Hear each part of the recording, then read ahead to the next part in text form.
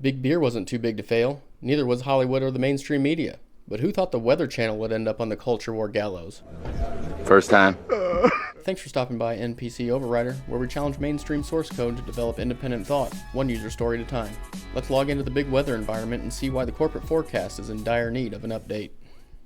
In 1982, San Diego meteorologist John Coleman and newspaper owner Frank Batten launched the Weather Channel to satisfy a need for around-the-clock forecasts in a rapidly growing 24-hour world. Unfortunately, Coleman left after a year due to unspecified, quote, internal friction.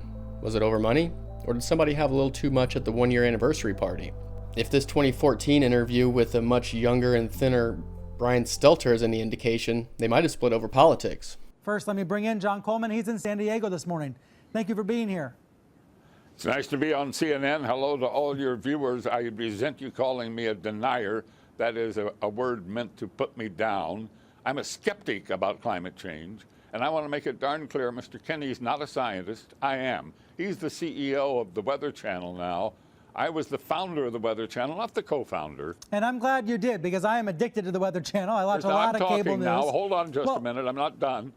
And CNN has taken a very strong position on global warming that it is a consensus. Well, there is no consensus in science. Science isn't a vote. Science is about facts.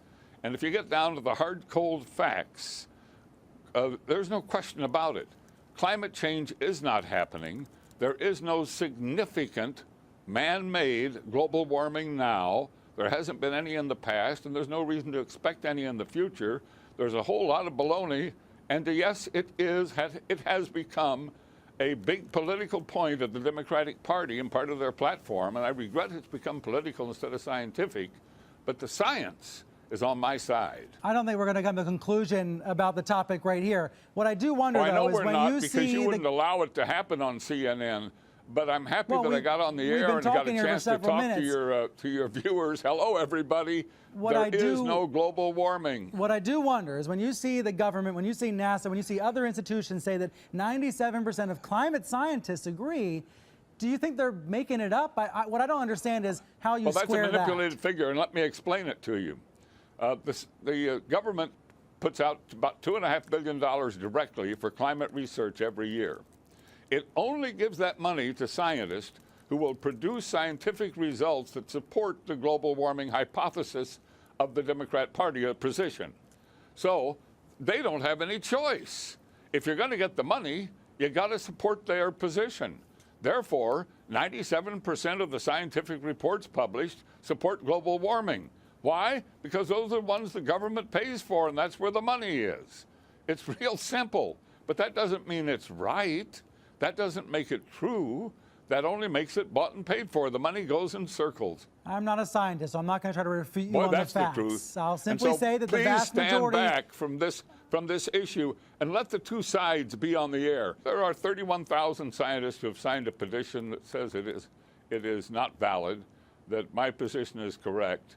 And we'll keep battling, and we will prevail in time, but I don't know if we'll do it in my lifetime.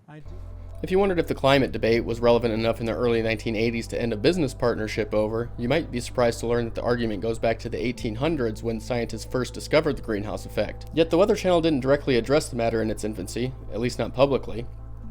Back in the day, the Weather Channel offered little more than automated jazz soundtrack forecasts, which mostly entertained patients in dental office waiting rooms and lulled people to sleep after watching The Exorcist. You're gonna die up there.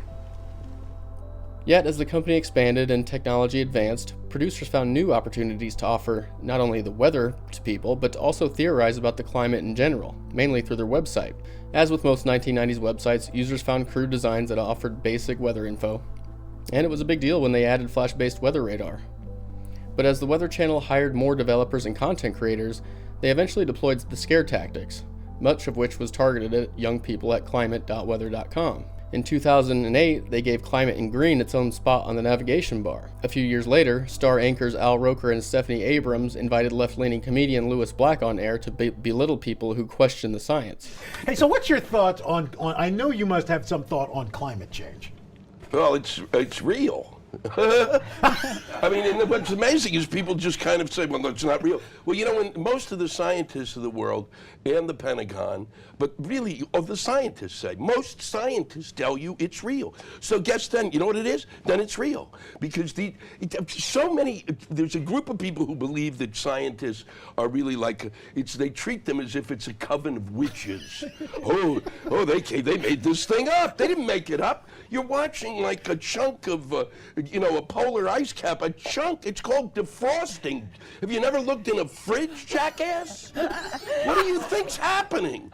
And then this storm hits, and then everybody and their mother says, this is what it's going to be like, and there's still that group of people going, well, who cares? It's like being on the Titanic. So yeah, there's climate change.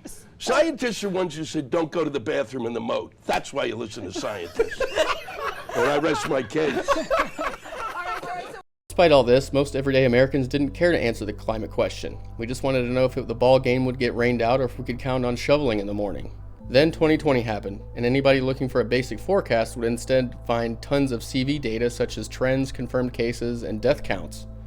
That's when people sensed something in the wind, and it became more apparent that big weather was just as much part of the establishment as CNN, MSNBC, and everyone else.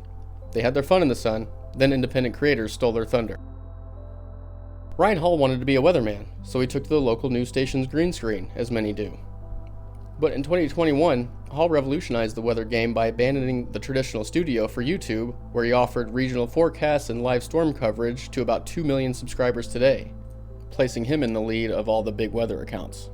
With a growing team of editors, meteorologists, storm chasers, and now a field reporter, the Y'all Squad and its viewers directly help victims of severe weather with cash, supplies, and even vehicle donations. But Hall isn't big weather's only threat. Storm chaser, educator, and inventor Reed Timmer, who earned a doctorate in meteorology and starred on Discovery's Storm Chasers, takes viewers into the fray with his signature Dominator vehicle, along with drones and small aircraft. By speaking at public events, teaching classes, and streaming his storm chases, Timmer surely has already inspired the next generation of meteorologists. Pico's Hank, another tornado trailer and YouTuber, adds an artistic twist with philosophical narrations to his adventures and creates weather-related photography, art, and documentaries. Hank even contributed to the field after discovering a new electrical discharge in the upper atmosphere during storms called red sprites or ghosts. How about that? While researching this stuff, I noticed an unfamiliar logo at the bottom of weather.com.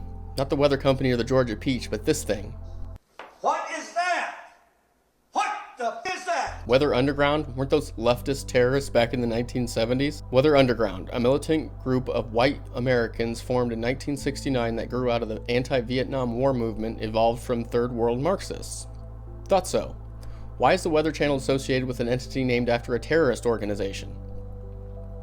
In 1995, Jeff Masters founded an internet weather application at the University of Michigan, creatively naming it Weather.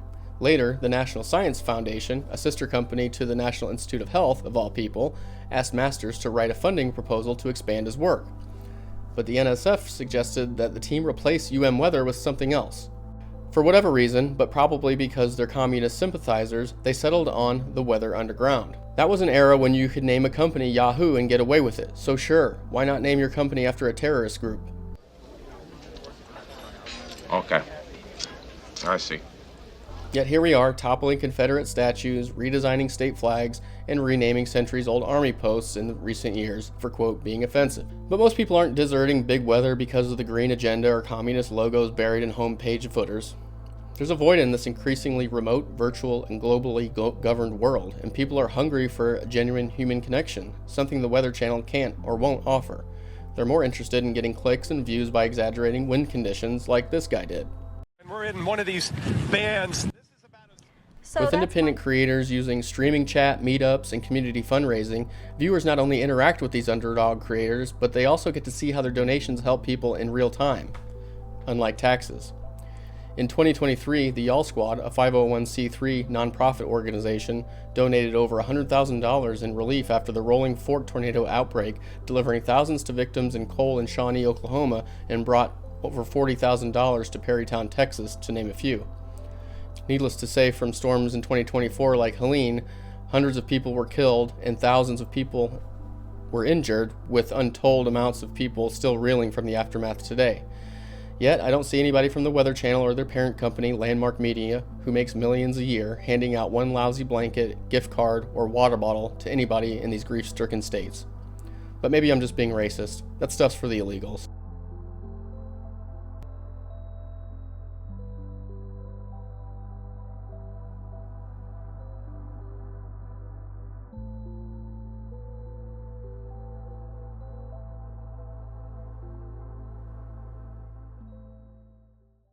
Well, that's going to do it for this week's deployment here at NPC Overrider. I'm your lead engineer, Greg. Thanks so much for stopping by. If you want to help save the NPCs, set the like button to true and share this video with a friend. Also, please consider subscribing. We'd sure love to have you on our development team. Have an idea for a future release? Please open a ticket in the comments section. We'll get back to you ASAP. But for now, we're going to shut down the office and grab a beer. Thanks again. Have a great day.